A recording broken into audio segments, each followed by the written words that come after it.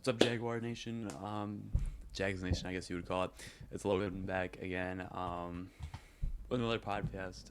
Today we're going to be talking about the importance of this game today, well, not today, it's a couple days now, on Sunday against the 49ers, and what that ultimately means for the rest of the season.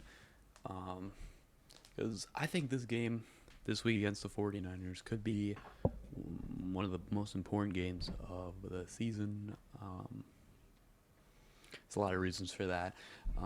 For one, it should be a game that is we project to win. I certainly hope so.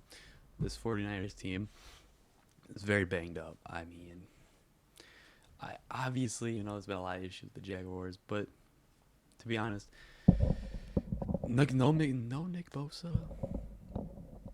That's a pretty big loss for me. I did hear, however, Brock Purdy will be playing. He's projected to play, so I don't know how that much will affect him playing wise because he hasn't played in who knows now. But yeah, right now the odds are about 40-59. So it breaks down to negative 4.5 odds right now. 49ers will win this game. Obviously, I disagree a little bit. But I also see why. This 49ers team has been really good at holding teams, forcing them to mainly keep them in the game. Let's see you get back there. All right. I think they've been doing a really good job at keeping defenses or offenses in check, and obviously the Jaguars' offense has been interesting to keep in check. Obviously last week against Houston, but I think the difference there was that Houston is one of the best defenses in all of football, in my opinion. But this week going into the game, I got high hopes. Liam Cohen said that he's seen a lot of progression in Trevor Lawrence's game, especially this week coming into preparation and such. But he thinks all around, which I'm not gonna say anything about because I would have other things to say about that. But I think it's a little early yet in the season. It's only week 4 now, so definitely room to improve. But I think overall I'm not the most worried. Some judging by how Liam Cohen handled the buck with Baker, so definitely keep that up in the air. I don't know, but I guess I would trust him. Another thing I'm a little worried about is the defense. Oh my God, Lucy, what are we doing, bro? I'm a little bit worried about the defense right now. Lucy, can you please behave for a little bit? The problem with the defense right now, I'm a little worried how they will handle if they are unable to get turnovers. I think a turnover is definitely a big part of their game, how they're playing, and how they've been keeping quarterbacks at will with that presence. So I'm a little worried if they, because Brock Purdy is a very conservative quarterback. So hopefully we can still get turnovers and such on him, especially coming back from a week where he hasn't played in 2 weeks. So hopefully it's a little rusty. Hopefully we can keep the pressure coming from our like Josh Allen, like he had that big play last weekend. Yeah, and Travis Hunter playing good defense. Trayvon playing the same he's been playing. He's been playing amazing. He's underrated, very underrated player. But let's talk about this. So currently, Jaguars are 2-1. Obviously, they have played this game against the 49ers, which is a 3:05 game, at least in my time. Which for me, 3:05 game, that is pretty late. Pretty late. I don't even think I'll be able to fully watch it because I have a grandparents and such. I have family stuff to do during the game, so I will have to turn on it and also do family stuff. So it's gonna be a little different. I won't even get a post game thing out until like 7. No, it'd definitely be 8. So it'd be a little later. I may give initial reactions if I have time, but I don't even think I'll be able to watch the whole game. I will have to definitely rewatch most of it, so I can give you a full analysis on how I actually feel about the whole game as a whole, as not just like highlights and such, which are obviously not as different than actually watching a game of football. I think it's different. But in this game against the 49ers, if they lose, they'll be 2-2. And then obviously they go into play against the Chiefs, which is at home. It's a home game. But it's against the Kansas City Chiefs, who the Jaguars have been terrible against the Chiefs. Every single time we play them, my friend's a Chiefs fan, and I always think we're gonna win, and we never do. I never have won against the Chiefs when from this Patrick Mahomes era. Like, we've been terrible against them, and I really hope. I really want to win this game against the 49ers, because if we win this game, I will feel better about playing the Chiefs, as well as if we lose that game to the Chiefs. I'd feel a lot better about winning this game and then losing the Chiefs than losing this game and losing to the Chiefs in the next week. You know what I mean? But I'm not going to get my hopes up. I know what we're dealing with next coming week. That's a game that I don't want to think about, really. Monday night game, so the world will be watching, and I do not want to see us get embarrassed again by the Chiefs, which always seems to be happening, unfortunately. But even though my plan goes to which, we are then 3-2, we are going to be playing the Seahawks, which just came back Thursday, which was yesterday for my time right now.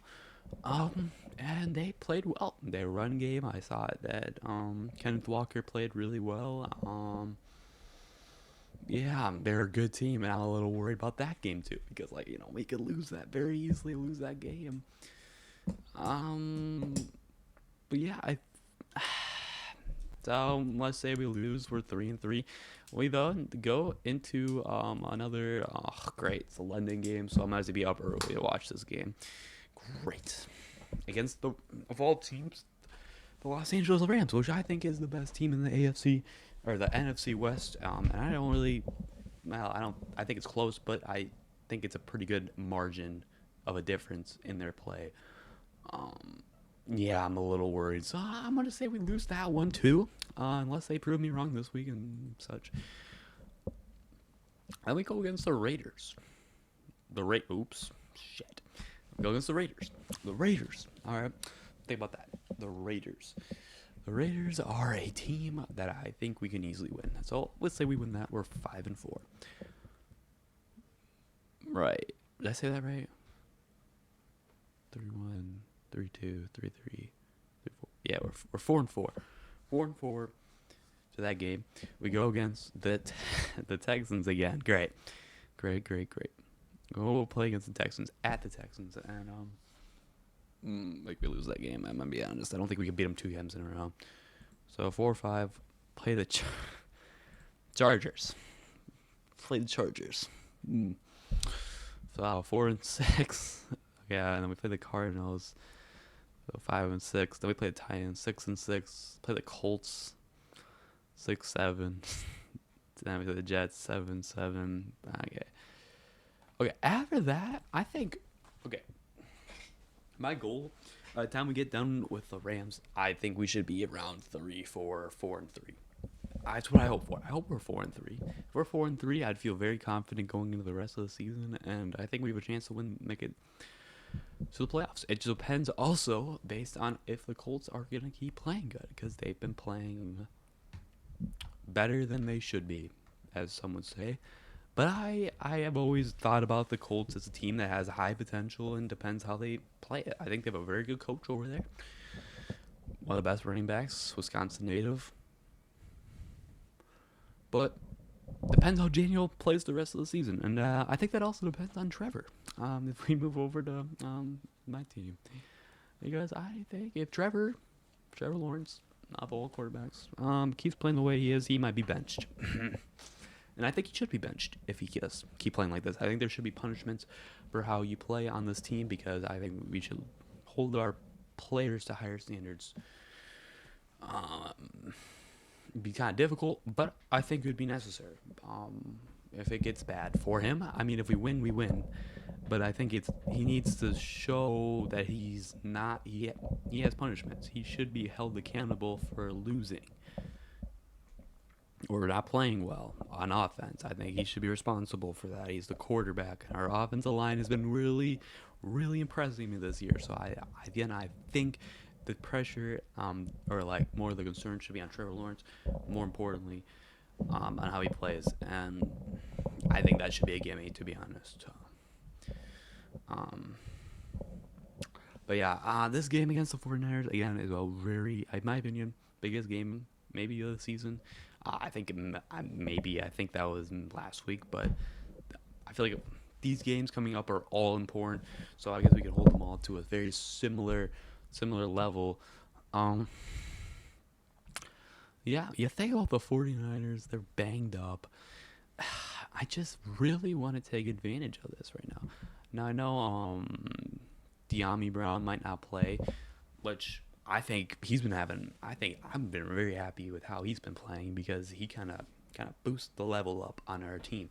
I think our offense plays better with De'Ami Brown, and he's a very nice compliment, which it showed when we put too much trust into Parker Washington, which backfired. Big backfired. Very, very much so.